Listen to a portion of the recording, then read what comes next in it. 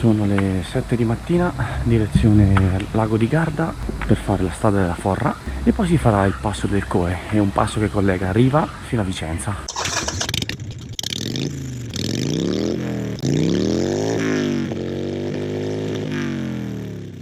Non so se vedete un dettaglio, nella prima ripresa avevo la giacca nera, ho dovuto cambiarla, sono già completamente fradicio. Ulteriore cambio numero 9. C'è anche scritto spingere e io che fo? Tiro. Bevuto? Briacona?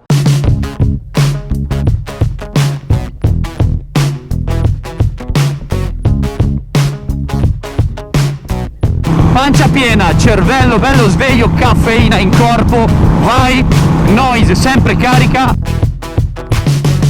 Devo anche fare assolutamente benzina perché da buoni 25 km mi si è accesa la spia e siamo a quasi 200, quindi devo assolutamente fermarmi e dar da bere alla mia ubriacona. Minchia che coda!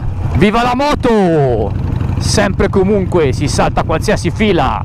Stavo andando allegramente per la mia strada senza ricordarmi che devo fare benzina e penso di avere sì e no uno sputo di strada, cioè veramente non saprei dire un niente. Numero 3. Quanto sei bella, Noise, ma quanto sei bella. Ogni scarrafone è bella a mamma soia. Comunque abbiamo mantenuto un buon 20 km al litro nonostante andassi 120. Ma pensavo peggio sinceramente. Facciamo un velocissimo richiamino al video sulle sospensioni. Vi metto il link qua sopra, vi compare il tastino qui sopra. Aggiornamento, siamo a circa 3 ore di viaggio, abbastanza dossi lungo l'autostrada. La schiena mi sta abbastanza facendo male. Grande trick! Trio, sempre trick, ho detto trike, cazzo si dice trick, trike, sembra tipo trick track. Sembro scemo, forse lo sono anche, senza sembrarlo. Desenzano via Lago è quella che voglio fare io, lungo lago. Legend never die, Queen, sempre e comunque. L'avete visto il film The Queen? Fenomenale. Ho fatto fatica a non piangere, a non piangere. Salò, destra. Cazzo, di qua, ho proprio sbagliato. Da Salò ci troveremo più o meno a 45 km da Riva del Garda. 45 km interamente a costeggiare il lago. Come dice il milanese imbruttito, top. Ma che bella Harley, bella. Un king. Il re è sempre il re. Mi sono attualmente messo sulle pedane posteriori e mi sono seduto sulla parte dietro del sellino perché ho il culo un pochino quadrato. Bravo.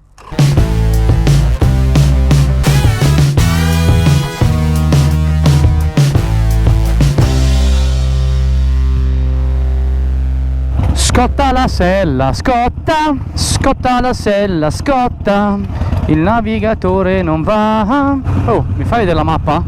Credo sia dovuto perché il navigatore e telefono sono bollenti. In effetti è un caldo assurdo, ma veramente assurdo. E c'è la polizia davanti, la polizia, quindi andiamo con calma a prescindere. Se me la porto dietro fino alla Forra io mi sparo in testa, perché in galleria male sgasata che diamo. Oh che bella, la polizia se ne va via.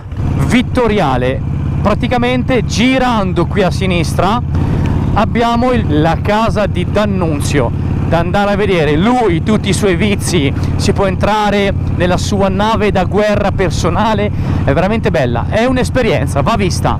Pensa quando ci saranno le gallerie, tieniti calmo e tranquillo.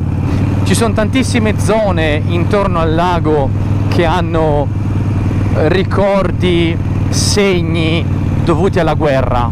Sarebbe bello poterli vedere tutti quanti. Ci si ferma e ci si lessa. Si muore dal caldo, veramente lessati. Yeah!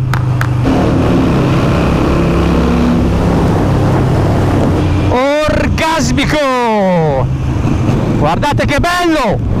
Mamma mia! Scaliamo e via! Un motociclista in mezzo alle gallerie è come un bimbo in un negozio di caramelle in un parco giochi.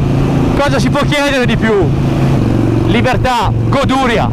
Dovremmo esserci, grande. Siamo arrivati, se non erro, alla strada della Forra, che è questa qui che vedete qui sulla sinistra. Strada della Forra, eccola. È una strada molto breve, perché fondamentalmente quanto saranno? 10 km forse. In alcuni tratti le macchine ne passa una per senso. Ecco un punto, vedete un furgoncino fermo, perché siccome è molto largo deve far passare le macchine. E qui si comincia a intravedere la difficoltà di chi viene.